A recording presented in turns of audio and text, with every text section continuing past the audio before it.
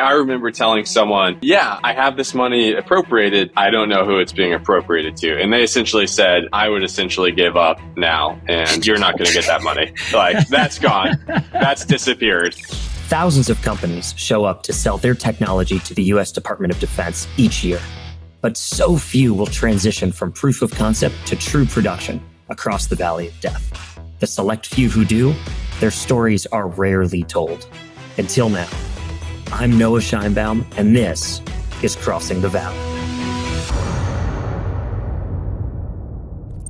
Hey everyone, welcome back to Crossing the Valley. Today's guest is the CEO and founder of Firehawk Aerospace, Will Edwards. Will is one of my favorite founders. He's got an incredible story, and not only is the company's tech so cool, but they're one of the fastest to get major congressional appropriations to take their capability from just an idea to something that is in use with major weapon systems inside DoD. Let's hop right in. Will Edwards, the CEO and founder of Firehawk Aerospace. Thank you so much for being with us, man. It's awesome to have you. Appreciate you having me. Thank you. Firehawk Aerospace is an absolute beast, and you guys are still somehow under the radar. So clue our listeners in, what is it that you guys do? Yeah, so Firehawk Aerospace is a rocket engine propulsion solutions company. And what I mean by that is we like to design, test, and fly rocket motors for the United States government. Something that we do a bit differently than our competitors is we 3D print the propellant. The unique thing about 3D printing rocket fuel is we don't require a massive facility and a bunch of chemicals to produce the fuel. We can really just operate out of a $200,000 printer and produce our fuel in about 7 hours instead of 60 days. So we've cut the time frame to produce rocket motors by several weeks, and it's allowed us to really enhance the supply chain capabilities of rocket motors. This is a huge idea. And for those of us who are not rocket scientists like myself, what you are talking about right now is the amount of fuel that it takes to fuel a typical rocket, right? You guys are now able to do that with a 3D printer in fraction of the time, more efficiently and for less cost. Like, huge freaking market. Why did it take a startup to think about this? Yeah, well, so when you're looking at like tactical rocket systems, especially solid, so what we're using for defensive systems, it's usually a solid rocket fuel. And what they do to produce that is they create the mixture. And I want to touch on this first. I'm a finance major from the University of Arkansas as well. I have just an incredible team of engineers and PhDs who work for me. They mix the propellant. This is the industry standard. And usually if you were to audit a facility, these facilities where they produce the rocket fuel probably run about $250 million to $500 million of taxpayer money. So they'll mix this propellant and then they'll pour it into a mold, and then it has to cure for several days, if not weeks. And then it has to go through pretty extensive quality control. And then it has to be refrigerated. It has to stay at a constant temperature.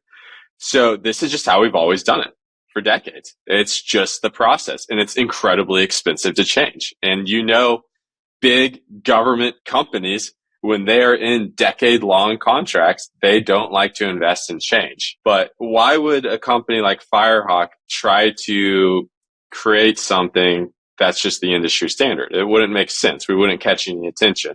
So when we thought of if we wanted to build a new business, we had to do something that's just radically different. And we noticed that 3D printers were really maturing and that they allowed this capability to start 3D printing the fuel.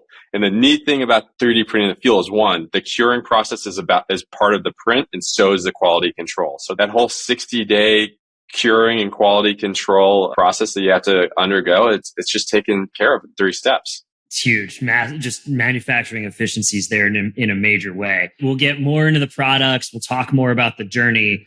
But let's start with the company itself, man. There's a great story behind this. It's a little bit of a all in the family type of situation. How did Firehawk Aerospace come to be? And how did you, Will, end up as the CEO? Yeah, I started off in HR software company in Los Angeles. My Dad and a gentleman named Ron Jones were working on Ron's invention. Ron Jones is the creator of our technology. He's really the founder of the company and the product because he created this. He was fascinated with additive manufacturing, with 3D printing.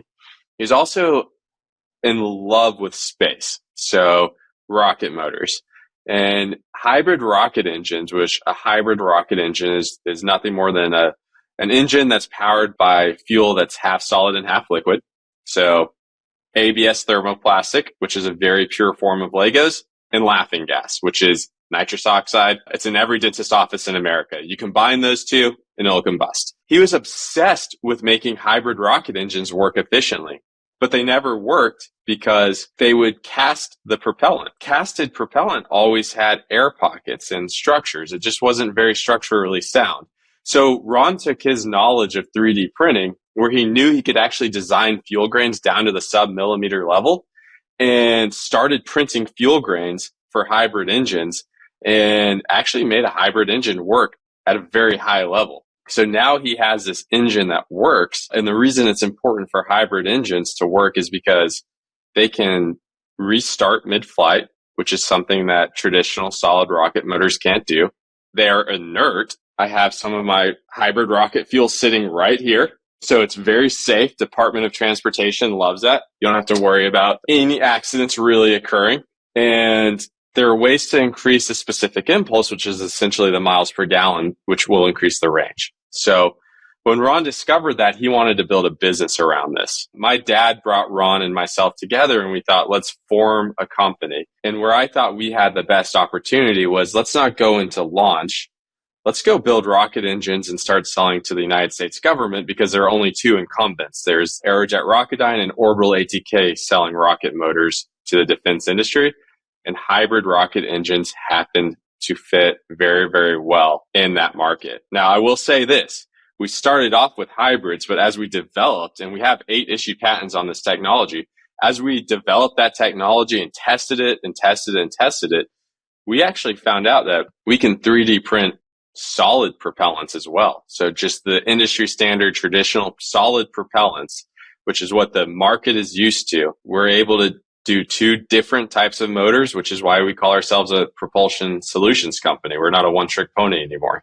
I love it, man. And the combination of the kind of the mad scientist, the deeply passionate rocket space guy with the business guy who's like, no, look, it's over here. It's not here. I mean, you made a hell of a decision out of the gate. A lot of attention around launch, a lot of attention around all sorts of different things in the kind of commercial space economy right now.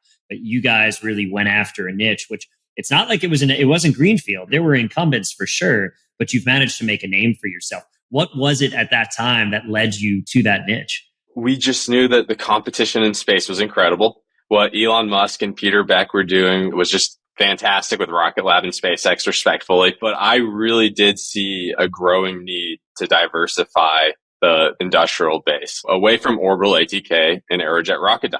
I knew that we were falling behind. My dad had a background in government, and so he was always able to provide really, really relative feedback on where he thought that the industry was going to go and the needs for more government suppliers. And so that always pushed us to start talking to Washington, D.C. a little earlier on. It was just a combination of getting really lucky and having the right people. You know, my dad saying, Will, we should go to D.C. earlier on. Let's start looking at defense. Ron creating this amazing product. And then me saying, you know what? Yeah, let's just do it. I think we can do defense. And I quickly learned, though, it's not that easy. My first meeting at the Pentagon, we flew across the country. We flew on our own dime because no one wanted to fund defense at, beginning of 2020. Nothing had happened yet. All of the VCs were very adamantly against it. I remember walking into the Pentagon and the official that I met with, "You're making me miss my lunch break for you." and I was like, all right. So that did not go very well, to say the least.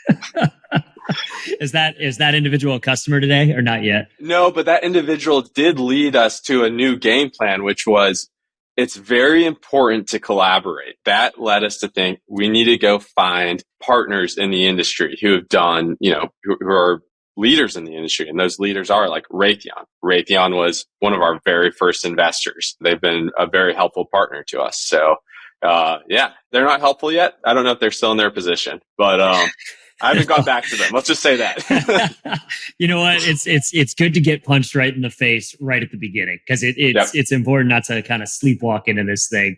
No, you're getting ready for battle. It's going to be a struggle each step of the way. You hit on two things that are going to be key parts of this conversation. One is those early trips to DC. We're going to come back to that, because while it might have felt hard, you certainly make it look easy in terms of the result there. And then in the partnerships and what you've done with Raytheon and what you guys are thinking about, it's really unique. It's different. Folks are going to be, I think, excited to hear it. For those of you who are listening on the podcast, you didn't get to see Will hold up the solid rocket fuel. Hop on over to YouTube. You can see that. We'll drop a photo in the show notes for those following along on audio only. Before we move off of this, so you talked about diversification in a number of different ways. Let's just lay out for everybody the products that you all are in today, because I think it's from where you started to where you are. Just if you run down, this is actually what we build and what we offer. Firehawk sells, at the end of the day, our product is a rocket engine. That first product, that first engine is a hybrid rocket engine. The hybrid is a half solid, half liquid. The neat thing about a hybrid is that it can throttle, it can restart mid-flight. It's inert until it's armed. You can stick it in the ground for 10 years and forget about it. It has amazing space applications. It has great defensive applications. If you need, say, a cruise missile or a drone that needs to be able to cut off the engine and then turn it on or restart it mid-flight, or even hypersonics. So that's product one. Product two is just our SRM, the industry standard, what we're already building for most defensive systems like the Javelin, the Stinger, the Gimler. SRM being solid rocket motor. Solid rocket motors. Yeah. Right. Sorry, I get too tied up in the. You're in all the good. lingo. We got some everybody, all different stages of familiarity here. So yeah, thanks for laying it out.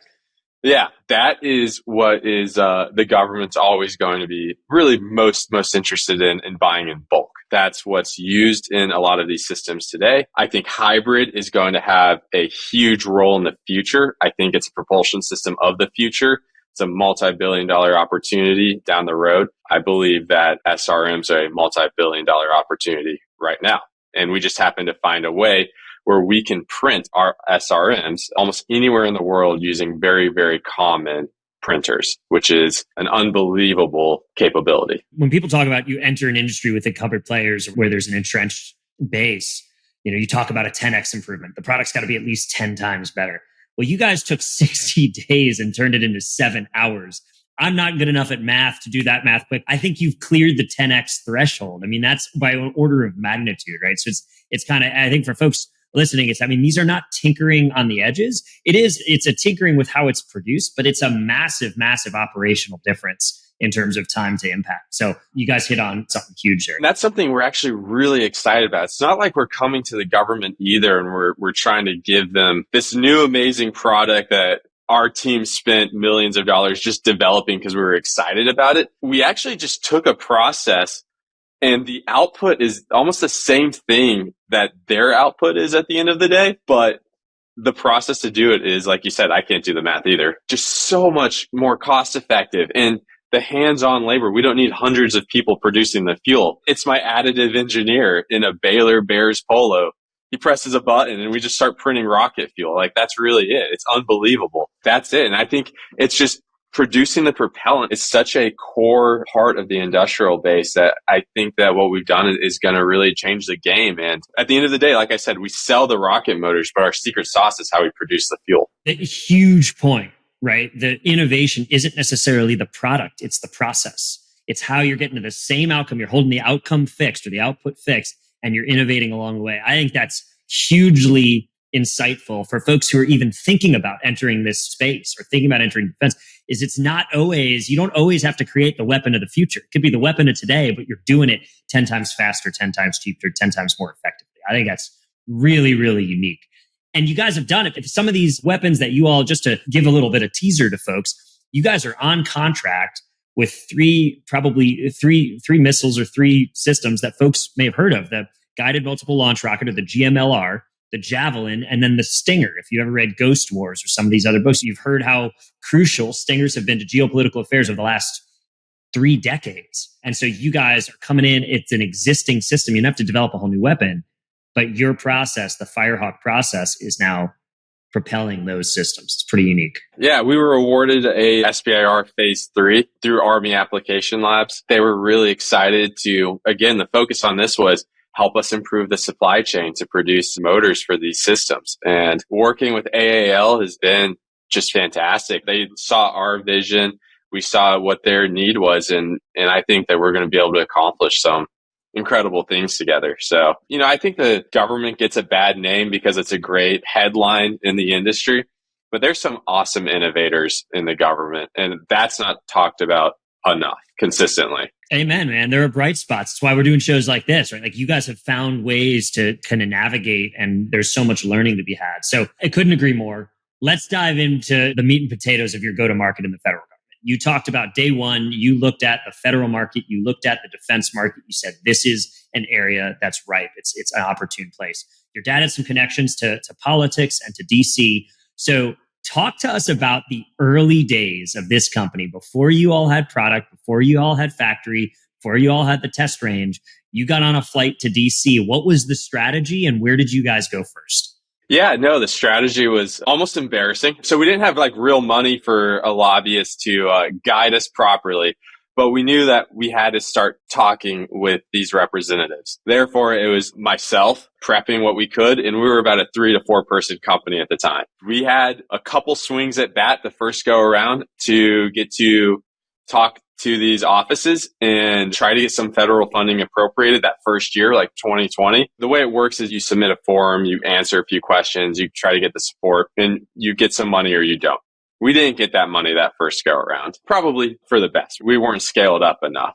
But the second year, we were ready. We had raised a little bit of capital. We were a little bit more in tune with our mission. We knew how to sell ourselves. We had that second swing at bat, thankfully. So we went back to the same offices and we started telling everyone. We didn't have a lobbyist yet and submitted the forms. We wanted to do launches with our motors to showcase that we can fly a system with a Firehawk hybrid rocket engine. We feel like that's incredibly important to showcase. We ended up being successful. In December of 2022, we had $5 million appropriated to Firehawk pretty early on. So we were excited in research, development, technology, and evaluation dollars, RDT&E. That was fantastic. And now we just get to build off of that. Now, we have a lobbyist in DC, so we're more professional and we have a real game plan and things are just kind of building on top of the momentum. But we really do owe that mindset to my dad pushing us early on saying, get to DC, get up there. Here are a couple people you can meet with. We can get those early meetings for you. Just get up there. Go to where the customer is. Will, this is really unique, right? I think for folks listening, a congressional first strategy, people know the Hill is important. But you guys really zeroed in and you started knocking on those doors before you even really fully turned the lights on. So I want to go a little bit deeper into that conversation, 2020 to 2022, when that money, and to be clear, you started the process in 2020. The money actually was appropriated in 2022. So then when it actually hit the Firehawk bank account, I don't know. Have you all even seen the revenue yet, or is it still processing through wide area workflow? But the point is, it takes some time. You got to start working it early. Can you walk us through what that process was actually like? How many, is this like raising a priced round where you're meeting with 10 folks to get to one check or 100 folks to get to one yes? Or how did that actually work? How did you all think about the engagement strategy? It's really important to, where you're located, to start building relationships with your local representatives, with your congressmen, your congresswomen, your U.S. senators. When you go to D.C., preferably with a lobbyist, I will say a lobbyist is the best investment a defense startup can make. Raise that $5 to $10 million round of funding, start considering a lobbyist. If you raise $10 million, get a lobbyist because you're going to spend probably $12,000 a month on it. And you could easily walk away with $2.5 million to $5 million in appropriations. So the way it works is you go to DC and you start having meetings with the staff, sometimes with the members. Usually they're pretty busy, and you start sharing what you're building, the impact it can have with the work that they're passionate on, usually the committee. So since Firehawk is defense, we try to talk to the members on the appropriations, specifically defense approps, the armed services committees, and then also just the representatives that we're constituents of. So the Texas reps, and build relationships with them so that they know about us. and you do that a couple times, you talk about the jobs you really want to create in their districts and be sincere about that. And Firehawk's done great. We moved to Texas with like maybe 7 people. We're in the 40 plus right now. We're trying to keep growing, and they're all very, very high paying jobs. So we've created a lot of jobs for our local community, but you share stories like that and they want to continue to help support you. But more importantly, they want to help support the mission that ultimately helps America. So then once you sort of told them, convince them that you're sincere, you get to apply for funding and you write down how you're going to spend this funding. What's the mission? Where it fits in the appropriations or in the president's budget. And then it's a waiting game from there for a few months. It's a masterclass. So where does that money actually go? Because when Congress appropriates money to quote unquote to Firehawk, they are not writing a check to Will Edwards to Firehawk. Talk everyone through kind of how you navigate on the back end. Who's ready to catch the ball? Yeah, no, it's typically given, it's a line item, so it goes to a different organization. So ours went to AFRL, so Air Force, and they manage it. I won't go too deep on like where our money went specifically, but yeah, it goes to another government organization. We get in contact with people who manage the funding, and then we start building a relationship with them. It's not even over from there. It's not like, hey, we have your money. Here's a check. Congratulations. We actually have to create a white paper around this funding because now this organization has to be stewards of this capital. So we submit a white paper. You actually go back and forth like, all right, guys, Firehawk, you can do a little better, or can you maybe add this in? Because this would, I think, fit in our roadmap a little more. And then once that's done and approved, you wait for essentially a request for proposal, which is sort of like the final like sign on the dotted line. And then you go through a contracting officer where it's just the negotiations of like, this is how the money will get dispersed to you over a period of time. That can take several months. I mean, it's not a fast process. Like even if you get RDT&E dollars, which is, funding that we got, that's 2-year money.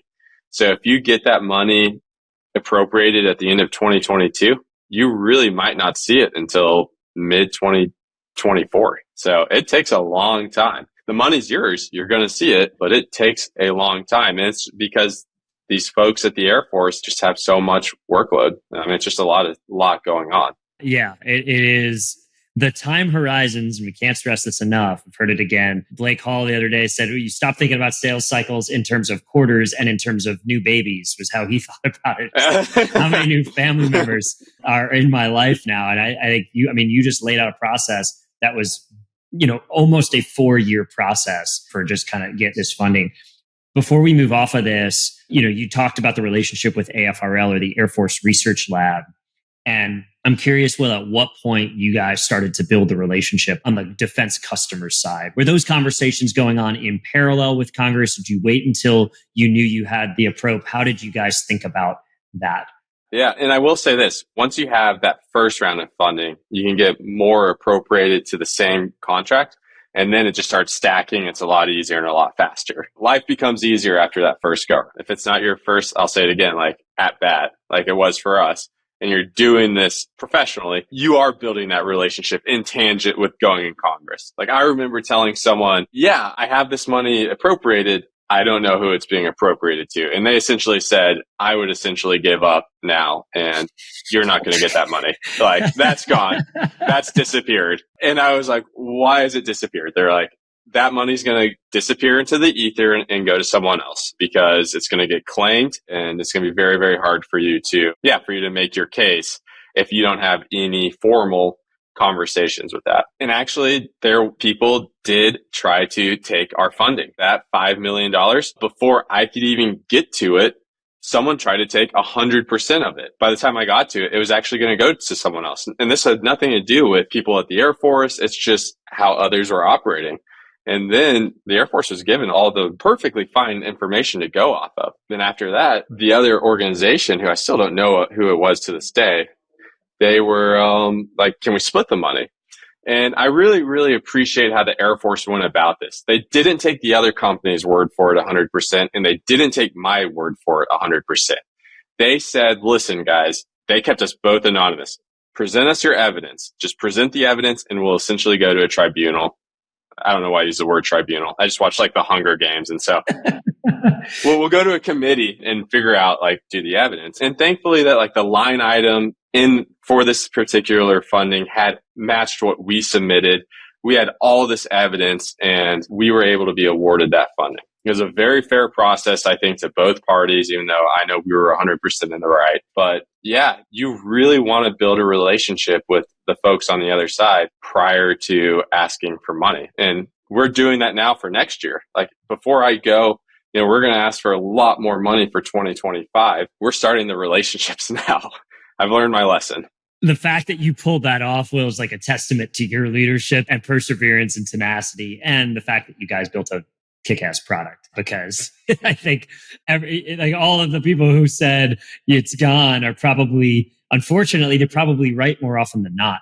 But you guys being able to pull that out. I will say this. We did hire an amazing firm. I guess shout out to a group called Cassidy and Associates at this time who came in and really, really helped us out on this. So yeah, I think one of the themes that we hear again and again from folks on this show and just generally in the space is you need a guide. This is an opaque industry. Having someone alongside you, whether it's a friend and somebody you know for a long time, or if it is a consultant, or it doesn't have to be a big name firm. It could be an independent person, but otherwise you're playing either blindfolded or with at least one arm tied behind your back and maybe two in some cases. Yeah, exactly. Awesome, Will. Well, you guys pulled it out. And so, as we mentioned, so you've used the SBIR, Small Business Innovation Research process. You now have that phase 3 award that through the Army Applications Lab, AAL, producing motors for those 3 systems we mentioned. Just to tie off on this appropriation story, what was the vehicle that you guys were awarded with that money? Was that just kind of a sole source award? Was that an SBIR? Was that something different? No, it's sole sourced.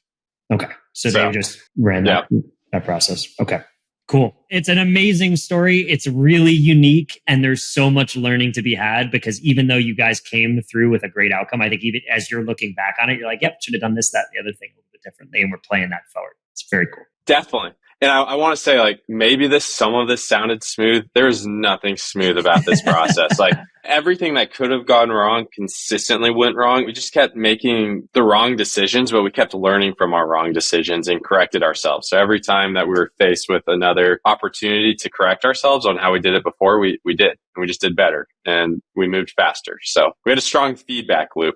Love that. Velocity of learning. That's the main thing, right? Strong feedback. Love it. Cool. Will, one other thing that I think is unique about how you guys have approached this, you've raised a couple rounds of funding and you have a unique approach to partnership and the way that you think about who you want as part of not only your cap table, but how you deliver product to the market. Talk to us about your philosophy on partnership and who you are excited to align with. For sure. I mean, when Firehawk first got started, I showed you the plastic. We weren't really exciting many of the venture firms. One is before defense became a hot topic. So the accelerators weren't interested in us. The early stage VCs wouldn't return my emails. I mean, I could give you the whole sad sap story that every startup has shared, but we lived it. No one would touch us. Another shout out to one of my first investors, Victorium Capital, who cut us a check for $200,000. And I was like, really? You guys are doing this? Okay. Thank you. Oh, I appreciate it. I'm so grateful that they did that. But we had an incredibly hard time raising early capital. I mean, it took us about 2 years just to raise that seed round. That finally closed in early 2021. One thing I really started to notice was 2 things. I wanted to create radical collaboration with the primes. Ever since that person in the Pentagon told me that she has no use for new propulsion companies because the big fish have that taken care of, I realized I needed to partner with the bigger fish. Partnering with Raytheon was just fantastic. They gave us early contracts. They're fantastic. Their knowledge is incredible. They've been very supportive. And I believe that for companies like a Firehawk that have the potential to become 5, 10, 15 plus billion-dollar companies, one of the best ways to do that is to work with the big companies. And so part of my vision is to continue to get these primes on our cap table and to partner with them. It only makes sense because no single major defense prime makes every defense system, but we want to make the motors that go into just about all of them. So that's my plan. And then on top of that, while I have a great deal of respect for venture capitalists, we do have them on our cap table. And to be frank, it's not that we did this because it was our first choice. I'm really actually glad it happened because, man, it has paid off for us.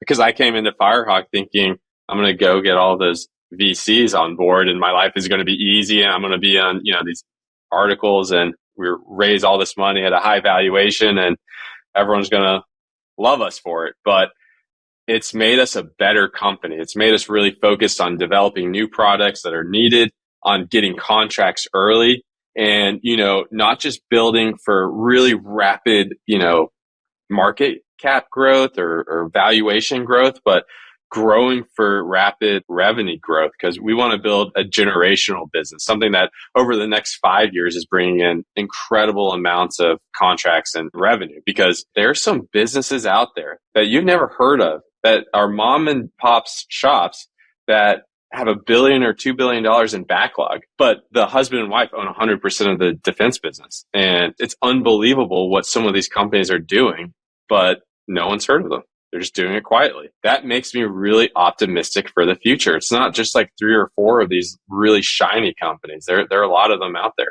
I agree, man. The deeper you go into this industry, like, you don't think of defense as a cottage industry or as a family business. There are a shocking number of those. I think it's a great point. Thank you for that insight. We're going to talk about the future in a moment here, Will. Before we move off of this, the strategy that you've laid out around partnering with the primes, I want to just touch on it for one more minute, because it's something that I think a lot of startups overlook, especially in the early days. There's a sense that the bigs either don't care or are not good partners or going to steal your IP. There's kind of any number of things that we hear that get bandied about. Why do you think you've been successful there? How did you, in the early days, approach a Raytheon in a way that got them? Because it is true, right? Early days, you're a small fish. They're a huge business. What were you able to do to make them care about Firehawk and to want to work with you? Yeah, I mean, I don't want to speak for like Raytheon too much, but it's probably just the truth. If they're going to steal my IP, they're going to steal my IP. That's just a fact. Like, it's not that hard. If Lockheed or Raytheon or Northrop wanted to steal Firehawks or go all the way up to Anduril's IP, they can do it. And they have hundreds of billions of dollars, if not trillions of dollars of government subsidies given to them over the years that make them so ingrained into the system that they're not going anywhere. They are immovable mountains right now.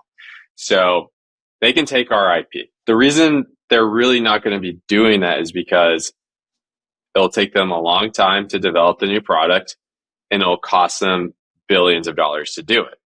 So I'm not afraid of them stealing the IP because they're afraid of the development risk. Once it's developed, they'll buy it. They'll use it. They'll spend a couple $1 billion to buy it. They're sitting on so much cash. They have so much access to cash. They're not worried about expending cash to get something that they want because they know that if it's something they truly want, it's going to bring in so many more contracts. What they're concerned about is moving the ship. And by moving the ship, that means standing up a new business line to start producing things. Like Lockheed Martin or Raytheon, they were interested in buying Aerojet instead of just building their own Aerojet because they would have taken a fortune to create that whole new business line to just start building up a rocket facility and bring in the team. Like, that's just insane. And I was told once, like, if we just develop a new product like this, it would cost us $1 billion. It'd take 10 years to probably do it. Now, these are probably just off the cuff statements at Raytheon, but they said you could probably do it for $60 million and do it in 5 years. Just talking about one product. So what I think the primes want to see, and that's not just Raytheon in particular, that's why Lockheed would invest in a company, and you name it, or Northrop. What they want to see is, can this company develop the product? And if they can develop the product, excellent. And if it's something that starts getting contracts and is of value, then they de-risked it a lot. It became commercially viable. Now they can see, all right, maybe this is something I actually want to work with. They didn't have to move a giant ship off its course to do it. Huge insight. It's really not about avoidance of risk. It's about what kind of risk they're willing to take on and the risk appetite of the company. It's huge. Awesome, man. As we look forward here, let's talk a little bit about Firehawk and then let's talk about the industry a little bit more writ large. But for Firehawk, you alluded to it. You guys have, with that first appropriation in hand, you've been crushing it. You're going back for more. And at the same time, you all just got a phase 1 SBIR in January 2024. You're playing all over the spectrum. Tell us about the strategy and what's next for you guys. Yeah, we don't want to live in SBIR-world for too long. Like, we're really excited to have that phase 3. We love the appropriations. We're going after other things. We like working with different JVs are really critical to us. Our goal is to start forming more joint ventures with companies in 2024 and 2025.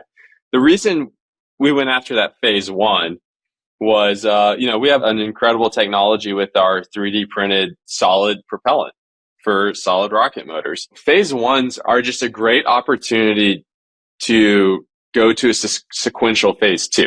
So while phase 1 is only about a $50,000 contract, a phase 2 can be about, $1.8 million.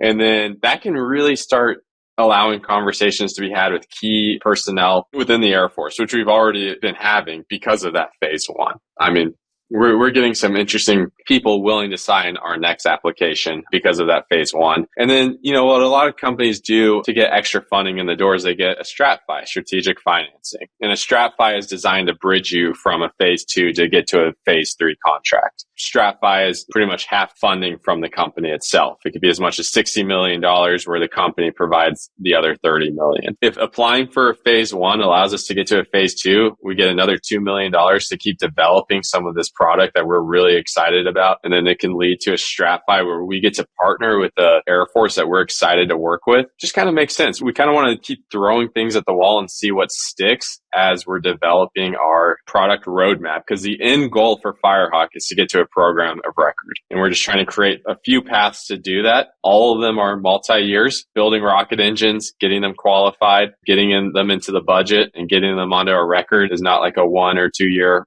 path. But we need options to make sure we have the best chances possible. Do you know what the path is that you're on? Or is it right now it's build the portfolio and then kind of see which thing hits? We have a clear line of sight of how we're going to do it in multiple ways. Some are more developed than others or farther along than others.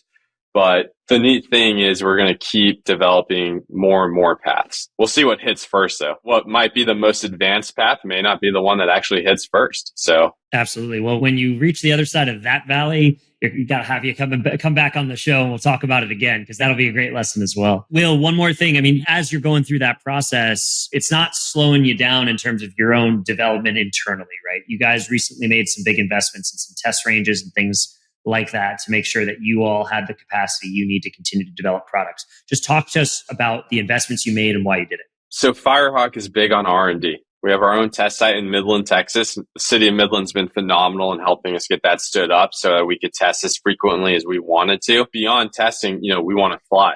So we needed a launch range. One of the problems in the industry is finding space to actually launch. It could be a huge wait list. It could cost a lot of money because sometimes just construct, deconstruct, fly, you get charged for all of that time. At the end of the day, we started to weigh the pros and cons. And for us to fly in the time frame that we wanted to fly and as frequently as we wanted to do it, we started to talk about a partnership with the group. And they kind of saw our need and they took advantage of it. They threw out a number at us and were a little bit smug about it. Honestly, it ticked us off. We decided, forget this. Let's just go build our own launch range. So again, we went back to our friends in Midland, Texas, started talking with them, found 30 square miles and built out our own launch range. And what we're excited about, listen, we're not going to be using that thing every single day. We have a team out there right now working. We're going to be doing launches, but I'm completely open to having people who need to come out here, launch, even fly drones. If they need space, we're open, because our motto at Firehawk is build the next great American defense company. If you're a business and you want to help the United States, you want to help the troops, you want to help our allies, and your product is going to do that, you're welcome to come to our range. We would absolutely love to have you. Hell yeah, man. I love that. The revenge tour, baby. They pick you up and you guys are going to just, bring an ecosystem along with you. That's awesome, man. Good on you. So for anybody, for folks who are listening, who might want to take you up on that offer, Will, where should people go to learn more about Firehawk or to get in touch with you on socials and stuff? Yeah, it's called Disrupt at firehawkaerospace.com. We still need to change that disrupt email, but yeah, disrupt at firehawkaerospace.com. As we build it out a little bit more, we'll formalize it. We're going to have a whole process for bringing people in and allowing outsiders to actually do the launches. But yeah, we're excited for it. It's going to be exciting. It's going to be fun. Heck yeah. We'll drop that in the show notes as well for folks who want to follow up. Will, as we wrap here, zoom out for us at a high level. You've been in this thing for a number of years now. You saw the darker days where this was not the hot thing. Defense is pretty clearly the hot thing right now. YC with their call for startups in space and hard tech and whatnot. What does the future hold for this industry? What are you excited about and what gives you pause?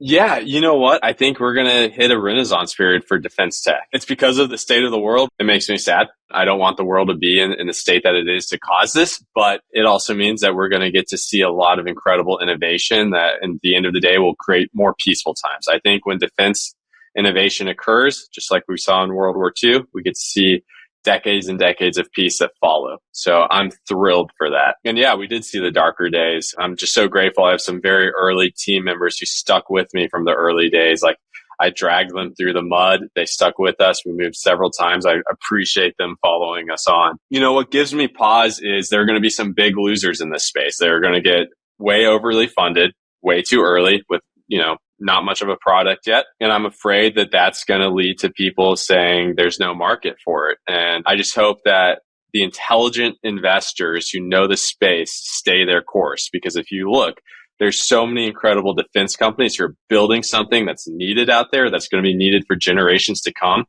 Like one story that I just love is what Carlyle did. Like right after the Last Supper, a few years after the Iron Curtain fell, defense companies just kind of not collapsed, but went down. But Carlyle Group saw a huge opportunity in defense. So they started buying up stakes in all of these different defense companies, and they made billions and billions of dollars. I hope that smart investors continue to see the value in defense, the need to always have, for the good guy, to always have the bigger stick and just stay the course, because investors are just as important as founders in this industry. We need them. So it's a whole ecosystem. Yep. Will, fantastic. Thank you so much for your time. You've been an amazing guest. This is an absolute masterclass. People are going to benefit hugely. He's Will Edwards. The company is Firehawk Aerospace. Thanks so much. Appreciate it, Noah. Thank you, man.